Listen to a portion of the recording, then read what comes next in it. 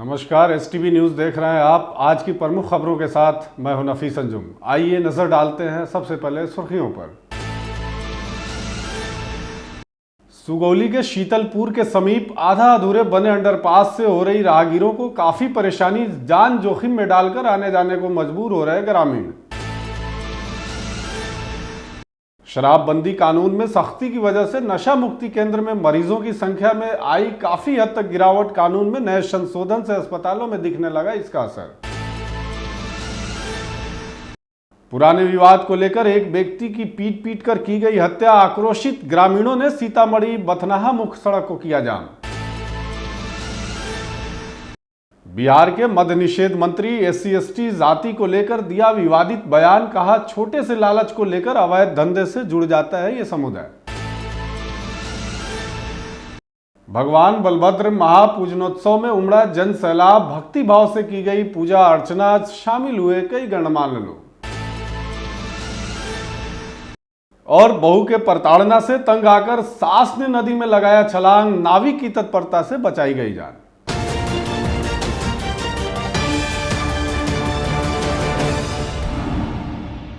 मोतिहारी के सुगौली शीतलपुर के समीप बने आधा अधूरा अंडरपास ब्रिज अब अपनी बेबसी पर आंसू बहा रहा है। आने जाने वाले राहगीरों के लिए यह अंडरपास परेशानियों का सबब बना हुआ है।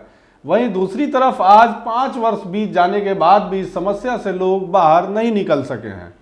बरसात के मौसम में ब्रिज के नीचे पानी का लबालब जमा हो जाने के कारण लोग अपनी जान जोखिम में डालकर रेलवे लाइन को पार करने को मजबूर हैं। सुगौली होकर इस रास्ते से लोग करमावा, रघुनाथपुर, हाता, बक्सा, फुलवार होते हुए जिला मुख्यालय तक आते जाते हैं। इस रास्ते से प्रतिदिन लाखों लोगों का आना जाना बना रहता है।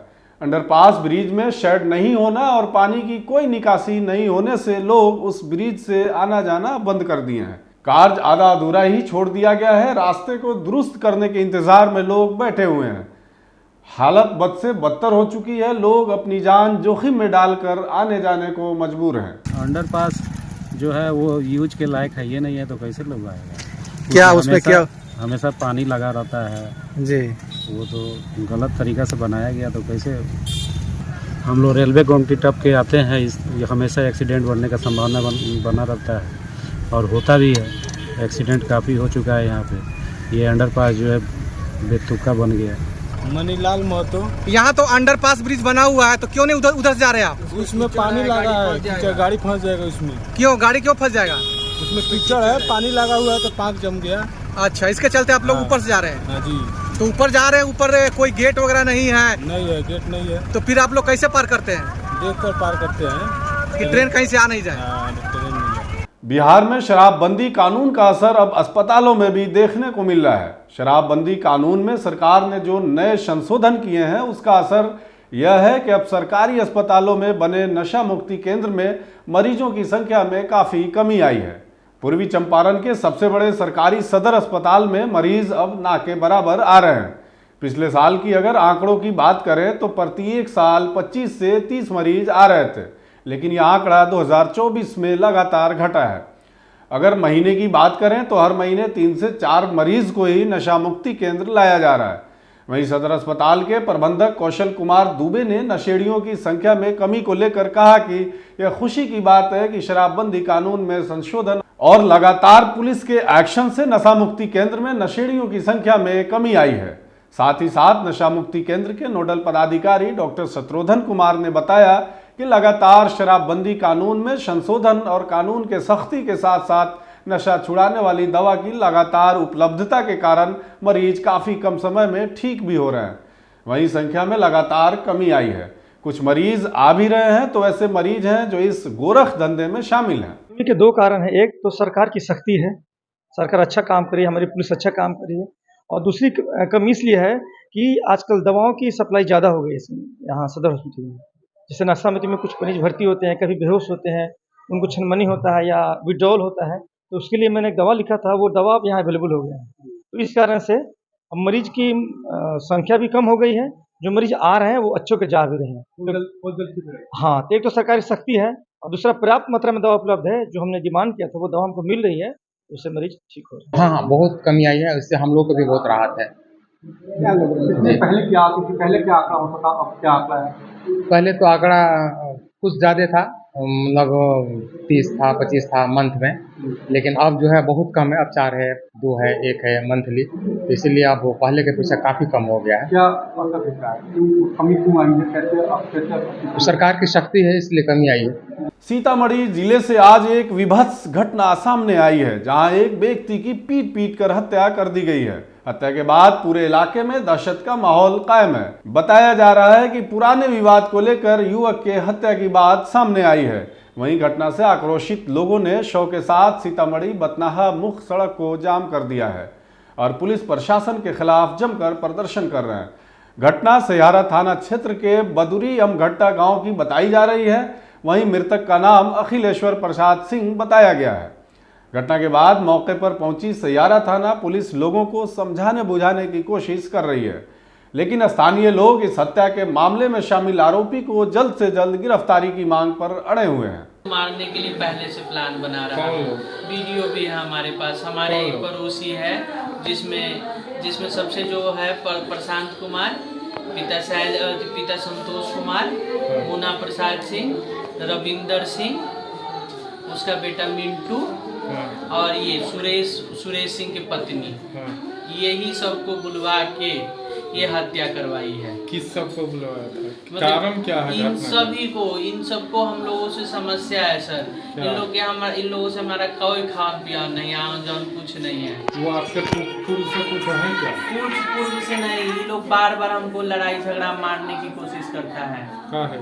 जबरदस्ती। इनको उधारी दवाई चाहिए, कर्जा चाहिए तो नहीं देते हैं। बिहार के मद्य निषेध मंत्री रत्नेश सदा ने विवादित बयान दिया है। खबर के मुताबिक SC/ST के लोग शराब के अवैध धंधे को लेकर बदनाम हैं। छोटी सी लालच में इस समाज से जुड़े लोग शराब के धंधे में शामिल हो जाते हैं और शराब के कारोबार में संलिप्त लोग इनका गलत इस्तेमाल करते हैं। साथ ही मंत्री ने अपने बयान में यह भी कहा कि बिहार में शराब की होम डिलीवरी भी हो रही है, जिसमें दलित समुदाय के लोग शामिल हैं। गौरतलब है कि सीतामढ़ी के बखरी गांव के दलित बस्ती में आयोजित एक कार्यक्रम में शामिल होने के लिए मंत्री यहां पहुंचे हुए थे। शराबबंदी के बावजूद भी बदनाम है। इसलिए बदनाम है, ये नासमझ है, ये शिक्षाविहीन है और खास करके गरीबी के लालच में, गरीबी के कारण थोड़े लालच में माफिया द्वारा शराब डिलीवरी करवाने का काम किया जाता है। इस समाज के लोगों को, SC/ST के नौजवान के लोग, SC/ST के समाज के जो भी लोग हैं, जो गरीब है, निसहाय है, लाचार है, बेबस है, उसको थोड़ी लालच में शराब माफिया देते हैं। उसको जो इतना अगर पौच बेच देगा, इतना शीशी बोतल बेच देगा तो मैं इतना पैसा दूंगा, उसी लालच में हमारे गरीब परिवार के लोग, SC/ST समाज के लोग गांव होम डिलीवरी करते हैं। उसी के तहत में जो भी पकड़ा जाते हैं डिलीवरी करने वाले, वह जेल की सलाखे में जाते हैं। जो मेन तस्कर है वह बच जाते हैं। यही अभियान लेकर के हम अपने समाज के बीच चले। वैश्य समाज के कुलगुरु भगवान बलभद्र की पूजा अर्चना आज मोतिहारी के राम भवन राम यमुना प्रसाद रिसोर्ट में की गई, जिसमें काफी संख्या में वैश्य समाज से जुड़े नेता, कार्यकर्ता, सामाजिक लोगों के साथ साथ आम लोगों ने भी भगवान बलभद्र की प्रतिमा के सामने पूजा अर्चना कर उनको याद किया। वहीं इस अवसर पर पूर्व मंत्री श्याम बिहारी प्रसाद, मेयर प्रीति गुप्ता ने कहा कि भगवान बलभद्र की पूजा अर्चना हम लोग शुरू से करते हैं और लोगों में इसको लेकर काफी उत्साह का माहौल रहता है। वहीं पूर्व मंत्री श्याम बिहारी प्रसाद ने भी भगवान बलभद्र की पूजा आराधना करते हुए कहा कि हम लोग अपने कुल देवता की पूजा अर्चना पूरे विधि विधान से करते हैं। और बलभद्र देवता की यहाँ पूजा का आयोजन किया गया है और बहुत ही बड़ी संख्या में श्रद्धालु आए हैं। हमारे अतिथिगण, हमारे समाज के जो विभूति हैं, वो हमारे इस पूजा में पधारे हैं अपने गुरु का आशीर्वाद लेने के लिए। तो बहुत ही सफल आयोजन रहा। बहुत बढ़िया से पूजा करते हैं और भी आगे करेंगे, समझे कि नहीं। और नेता लोग, मैं रागिनी गुप्ता, बिहारी प्रसाद, शहीद वीर बिहारी प्रसाद की और एक्स सांसद रमा देवी की बेटी हूँ और साथ में मैं एडवोकेट भी हूँ सुप्रीम कोर्ट और हाई कोर्ट में। मैं धन्य हूँ यहाँ पर आकर। बलभद्र जी हमारे कुल देवता हैं, सहस्रबाहु वंशी। हमारे यहाँ पर जितने भी विभिन्न वर्गों से लोग आए हैं, उन सबका बहुत बहुत अभिनंदन करती हूँ। बलभद्र पूजा का यहाँ मौसम रह रहा है मोतिहारी में। सबसे पहले तो हम अपने कुल देवता जिनके हम वंशज हैं उनके चरणों में, बलराम जी के चरणों में कोटि कोटि नमन करता हूँ, और सहस्त्रार्जुन जी महाराज उनके भी चरणों में मैं कोटि कोटि नमन करता हूँ। बलभद्र और भगवान सहस्त्रार्जुन की पूजा के अवसर पर मैं उन दोनों के चरणों में सादर नमन अर्पित करता हूँ, और इस पूजा समिति के सभी सदस्यों का मैं हृदय से धन्यवाद करता हूँ। इस अवसर पर आए हुए सभी हमारे परिवारजनों को मैं धन्यवाद देना चाहता हूँ कि मोतिहारी में बहू के प्रताड़ना से तंग आकर एक सास ने नदी में छलांग लगा दिया है, लेकिन नदी में पानी कम होने के कारण नाविक ने सास की जान बचा ली है। घटना मोतिहारी के बिजदारी ओपी के 70 घाट पुल की है, जहां घटना के संबंध में पीड़िता ने बताया कि वह कोटवा थाना क्षेत्र की रहने वाली है। उसे एक बेटा और बेटी है, दोनों की शादी हो चुकी है। पीड़ित महिला अपने बेटे के साथ गांव में ही रहती है। वहीं पीड़िता ने बताया कि पिछले काफी दिनों से उसकी बहू उसको लगातार प्रताड़ित करती थी, जिससे वो तंग आ गई थी। बहू के प्रताड़ना से नाराज होकर अपने बेटी के घर के लिए वो निकली थी, लेकिन वह बेटी के घर न जाकर 70 घाट पुल पहुंच गई और अपनी जीवन लीला समाप्त करने के लिए उसने पुल से नदी में छलांग लगा दी। गनीमत की बात रही कि जिस जगह पर पीड़ित महिला ने छलांग लगाया वहां पर पानी कम था, इसलिए उसकी जान बच गई। ऐन वक्त पर किसी शव का अंतिम संस्कार करने कुछ ग्रामीण नदी के किनारे पहुंचे थे तो उनकी नजर पानी में खड़ी महिला पर पड़ी। फिर ग्रामीणों ने स्थानीय नाविक की सहायता से उक्त महिला को पानी से बाहर निकाल लिया। मौजूद लोगों की सूचना पर पहुंची 112 नंबर की पुलिस ने पीड़ित महिला को सामुदायिक स्वास्थ्य केंद्र केसरिया में भर्ती कराया, जहां प्राथमिक उपचार के बाद महिला को उसके घर भेज दिया गया। आज के लिए बस इतना ही। तमाम तरह की खबरों और डिबेट्स के लिए देखते रहें STV न्यूज़।